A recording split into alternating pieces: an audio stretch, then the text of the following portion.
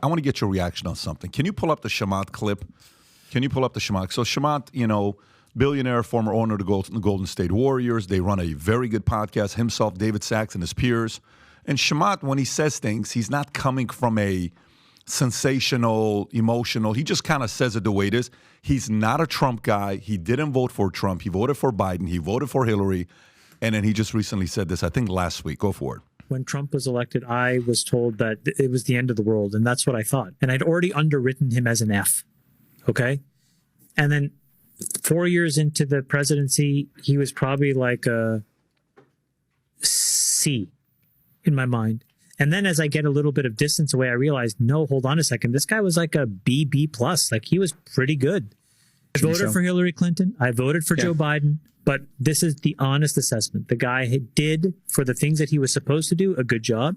And for where every other president found a way to, frankly, make our situation a little bit worse, specifically around wars, he did not do that. And that is a huge accomplishment that I think needs to be acknowledged. I think the thing that was smart about Trump was that he was willing to do business. Yes. He was willing to negotiate, and he didn't feel the need to make these moral condemnations all the time. He was willing to meet with Kim Jong-un. He was willing to meet with Putin and Xi Jinping, and he avoided criticizing them personally. He didn't call them dictators. He talked about how smart they are. Yeah. It's the art of the deal, right? I mean, at the end of the day, he's looking to do business.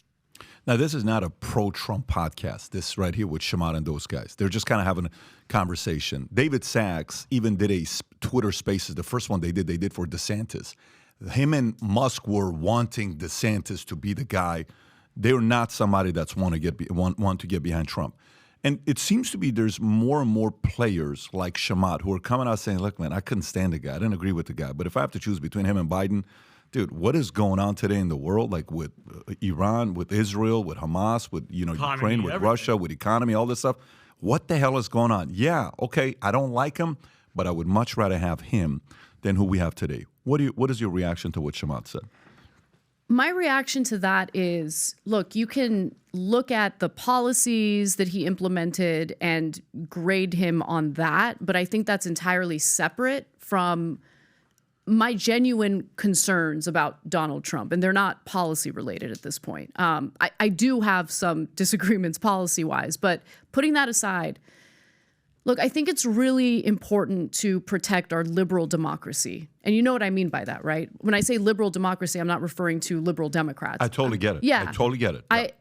Separation of powers, voting, like a democratic process. I am concerned, especially following, what happened with the fake electors and all of that, right? I am concerned that Donald Trump doesn't value our liberal democracy.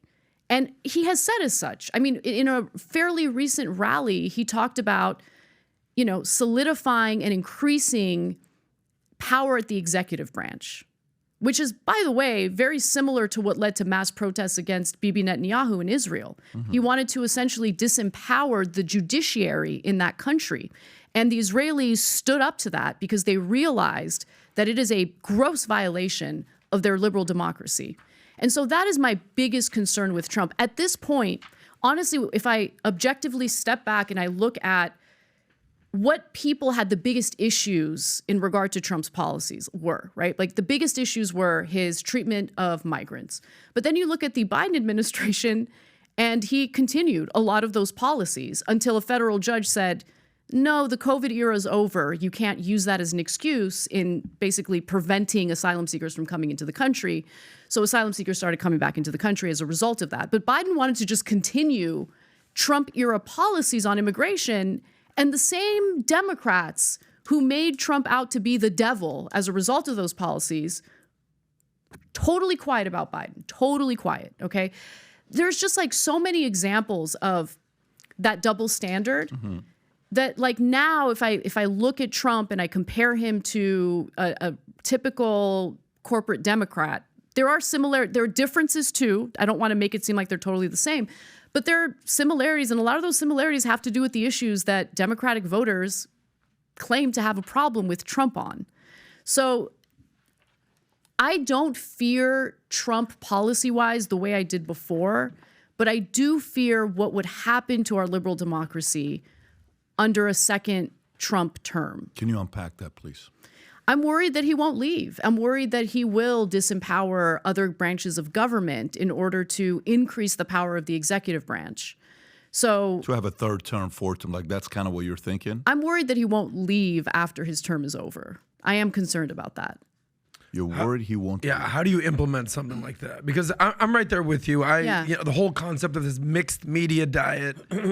In 2015, 2016, I basically didn't even work that year. I kind of had a nice exit from my company. I just sat around and watched MSNBC all day. I watched Morning Joe every morning, okay? That's what it is. Straight up.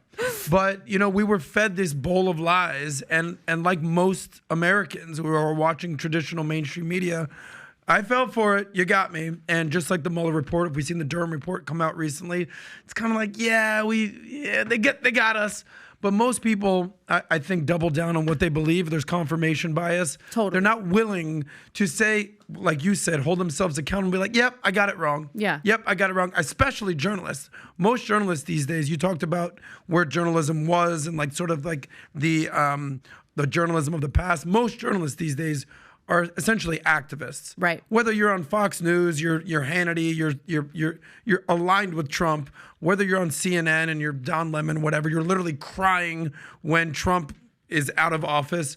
So this mixed media diet. So it's almost like for you personally, you're almost like a woman without a home, it seems, or maybe even a birthing person without a home. Thank you, Adam. Thank you. I just want to be clear here. Where do you go from here? Doesn't sound like you're a Trump fan. Doesn't sound like you have any love for Biden or even a Newsom candidacy.